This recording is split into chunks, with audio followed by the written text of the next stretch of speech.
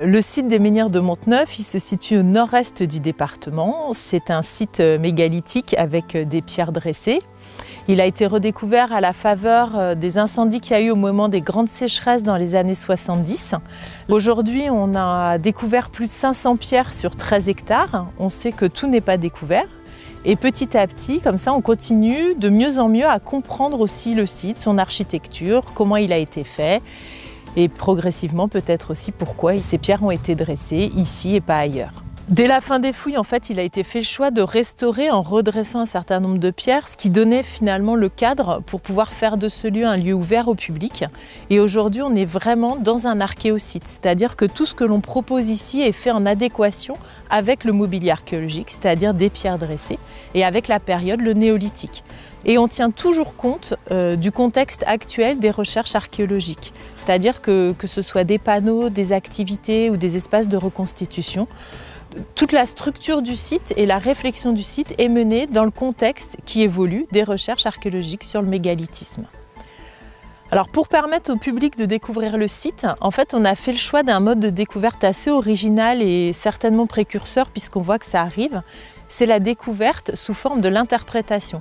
C'est-à-dire qu'on ne donne pas aux visiteurs des informations directes à lire et à mémoriser, mais on est plutôt dans l'idée de les questionner sur qu'est-ce que ces civilisations du passé, qu'est-ce que le fait d'avoir dressé des pierres pendant la préhistoire peut nous interroger aujourd'hui sur nos modes de vie actuels, sur nos réflexions, sur notre façon de penser ou sur notre façon de faire. C'est un peu là où la philosophie et l'archéologie vont pouvoir se retrouver.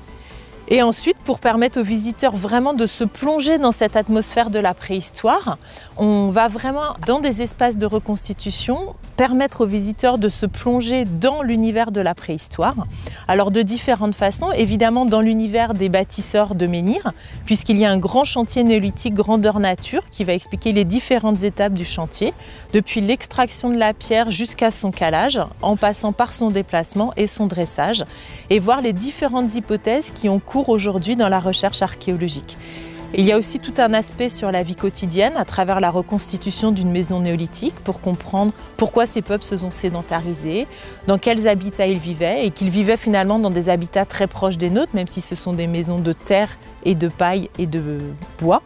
Et puis le dernier espace, c'est vraiment pour permettre à chacun de se mettre sur les pas des archéologues et comprendre qu'est-ce qu'on sait aujourd'hui des mégalithes et qu'est-ce qu'on ne sait pas et pourquoi on fait des recherches de cette façon-là et petit à petit se mettre dans la peau de l'archéologue, ce qui est aussi finalement le rêve de beaucoup d'enfants.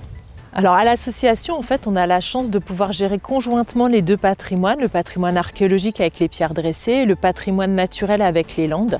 Et véritablement, on les gère ensemble. Ça veut dire que chaque fois qu'on met en place une action, on va veiller à ce qu'elle préserve les deux patrimoines, à ce qu'elle valorise les deux patrimoines et ce que l'un nourrisse l'autre.